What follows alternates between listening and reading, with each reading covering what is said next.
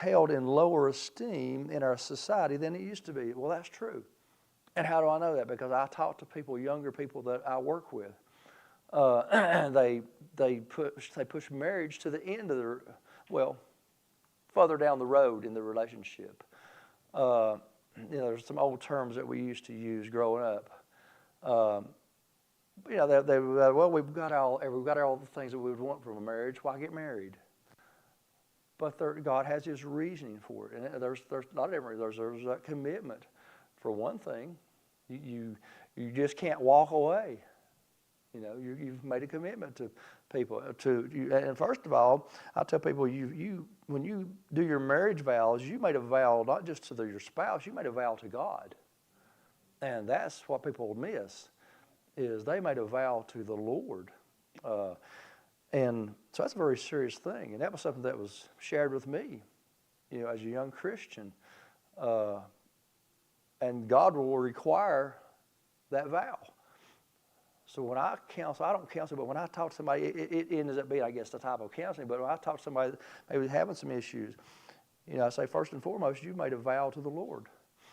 That's not something you just turn your back on. And we're not going to touch on this really much, but I know divorce happens. I do, but I don't believe it's God's plan. It's not His design. It's not what He desires to happen. I like what a preacher out in California said. He said it's impossible for two people in the center of God's will to divorce. I thought, well, there's a lot of truth to that, but there's always two sides to every story, isn't there? So that's what I'll have to say on that. But he talks about marriage, and now it's not looked upon as it was years back. He gives this information. He says the National Center for Family and Marriage Research reports that Americans are increasingly foregoing or delaying marriage. That's a dramatic shift from societal norms just a generation ago. Over the last 50 years, the marriage rate in the U.S. has dropped by nearly 60%. I'm going to stop right there because it brought to my mind the word demographics. Who is producing more offspring? My understanding, than probably any other group. The Muslims. And what does that do? You can look at England, and you can see, and this is old information, but you can see their demographics are flipping. They're being outpopulated, and they're becoming, well on their way to becoming a Muslim nation. So, I think if we can have children, if we can have marriage the way it should be, I'd rather have Christian homes, Christians or children raised up in a Christian faith. And that's what makes a difference in a society. So, but he says the marriage rate in the U.S. has dropped by nearly 60%. As one sociologist has observed, marriage used to be a basic institution that everyone had to buy into in early adulthood. You got married, then you moved in together, and then you got a job. Now, however, marriage is becoming the last step into adulthood, and it's an optional step. So that's just that part of that research. It's a sad commentary, isn't it? The viewpoint on marriage is where it's at today, but God's view on it hasn't changed. The benefits of it has not changed. God doesn't instruct us to do things just to be doing them. He has a point toward it. And it's a very beneficial thing, isn't it? It is. Grandkids, I tell you what, they're just wonderful, aren't they? I would have never thought that before we had the first grandson. It's just a kid, just a short, loud person. But man, when you have them, they're wonderful, aren't they? Those two little girls, they were over. We bought a workout plan. It's called a wagon, and it's at our house. And so they have been over the last few days, this past week, and it's until how many times that we've been around our house with that little red wagon with them two little girls in it. So that's one of the benefits, the unknown, unspoken benefits of marriage. So God has a wonderful plan. He has everything worked out. But he talks about how, by contrast, the Bible teaches that marriage is an honorable institution. Here he says it. He says that is ordained by God.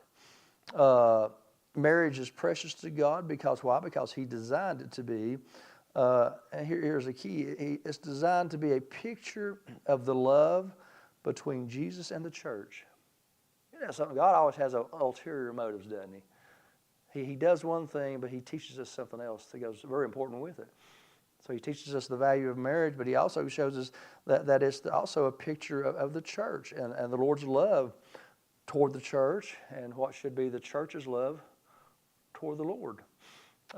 He gave and was submissive for our benefit, and so we in turn, we should be able to be submissive to His will and His desires, and to do what would be pleasing to Him. That's really what one of the keys to marriage is, isn't it? Is trying to make the partner happy. That's just as basic as you can get, isn't it? You know, is you want to do nice things for people. Sometimes it's just as simple as something that's in the fridge that you both like. You could take it, but you leave it. Isn't that silly? But we'll do stuff like that, won't we? To make our partner. And that was their word. Tim, does she do that? She takes it? Oh, such a help to me. So he teaches us these things. And it's that love between the Lord and the church.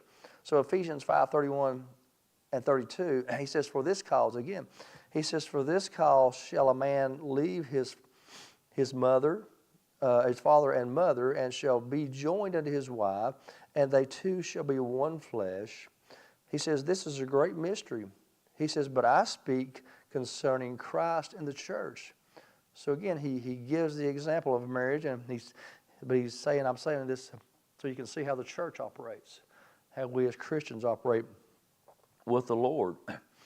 So again, God's plan for marriage is important to all Christians, and I'm glad he pointed this out. I've already talked about it, but it's important to all Christians, that even to those who are single, to understand, because of the way it pictures Christ and the church, the instructions for trusting God's way in a marriage relationship can apply in a broader sense to trusting God's way in all human relationships. So if you're single, he says, I encourage you to engage in this study with an eye for where you can apply the principles of humility and respect towards others, as well as trusting God. So it's not just for the married, it's for everybody. It's for the bride. It's for the church also. One of the keys to the Christian life is a spirit of submission or surrender, and we struggle with that. We do. I do.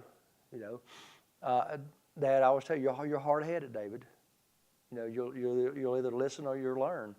Well, I was that kid that I had to learn a lot because I would not be submissive to the good instruction that my dad was giving me at times. And oftentimes we're not submissive to the good instruction that the Lord, He gives us in our lives. So it's good for all of us that we yield, we be submissive in all of our relationships. And the Lord gives us this picture, and that picture is marriage. And it is, isn't it? If you've been married any amount of time, are we true so far? There has to be submission on both parts. Is that true? Yeah, I mean, it is, isn't it? It takes both. It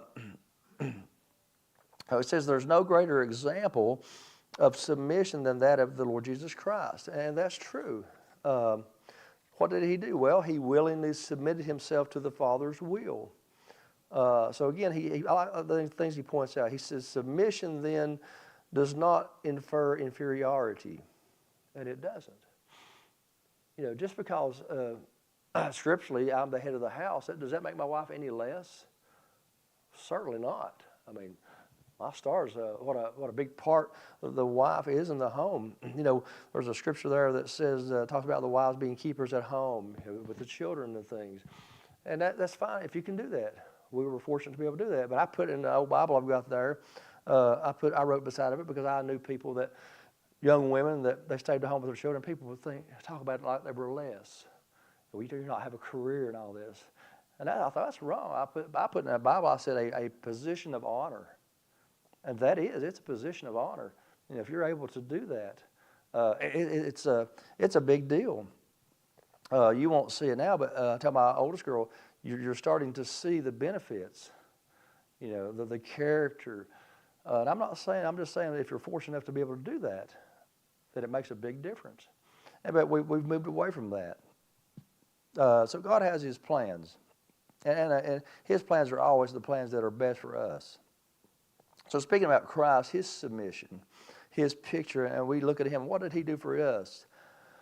But it talks about how that nowhere is the submission of Christ to the will of the Father better illustrated than when Jesus was in the Garden of Gethsemane before He would be crucified. That's Matthew 26, verses 39, 42. It says, and He went a little further, and He fell on His face and prayed, saying, Oh, my Father, if it be possible, let this cup pass from me. But then He says, nevertheless, not as I will, but as Thou wilt. He went away again the second time and prayed, saying, Oh, my Father, if this cup may not pass away from me, except I drink it, He says, Thy will be done. Well, that's submission, isn't it? And that's what the Lord was willing to do with us. He was willing to be that submissive. But the spirit of our age is not about submission. It's about individualism. It's about me, isn't it? It's about what I want. And that's a sad truth, and it is. Because how do I know? Because I talk to people. People I work with. I not as much as I would like, but I'm interested in people. All through high school, I didn't talk to people, but I watched them. And it's a good time sometimes just to pay attention and watch what's going on around you. But our spirit of our age is not about submission, but it's about individualism.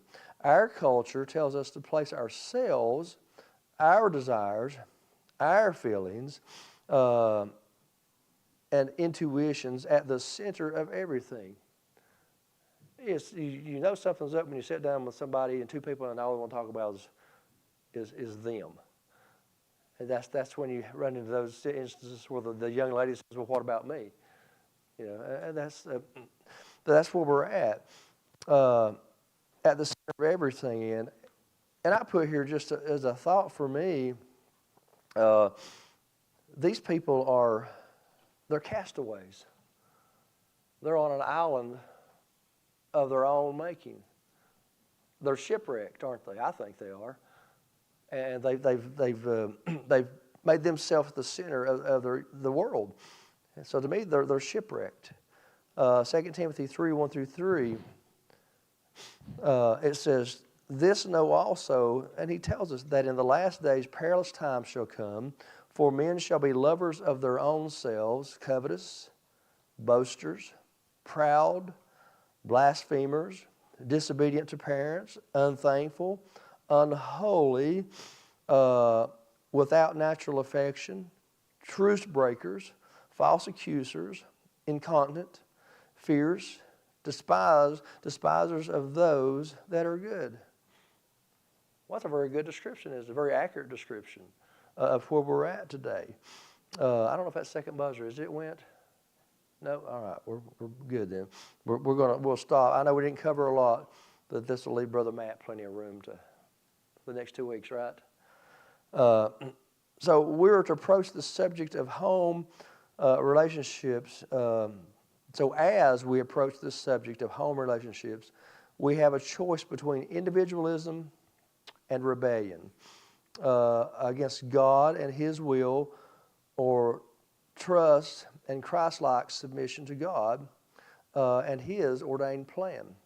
So he asked the question, what does it mean to trust God in our family life?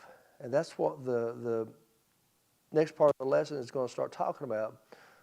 It's going to begin with talking about the spirit of our trust. And there is a certain spirit about us. We run into somebody that say, well, they seem to have such a good spirit about them. And what it is, they're revealing you're seeing what's on the inside come to the surface and be seen on the outside. Does that make sense? Now, I've come across people that had a bad spirit. I've come across people over the years that had a scary spirit that you didn't want. You knew there was something bad wrong. You didn't want to be around these people. But as Christians, we should have the right spirit, and it's going to be that spirit of trust that we have, because it takes trust to do things the way God has ordained them, because it goes against our nature. It goes against the old man, the old flesh, doesn't it? But yet God has a design for it. So it's not easy. When they get into the lesson, they talk about submission. I'm sure they'll bring out a lot of the good things. I know the lesson it does. It brings out some really good points, and it defines, what is God talking about when He uses that word submission. And so don't people see that word and they think, well, I just don't want anything else to do with that. They had that word submission. But no, we need to have an understanding of what that means in a marriage and also in our relationship with the Lord. So I know I've rambled a bunch this morning, but next week y'all be in there.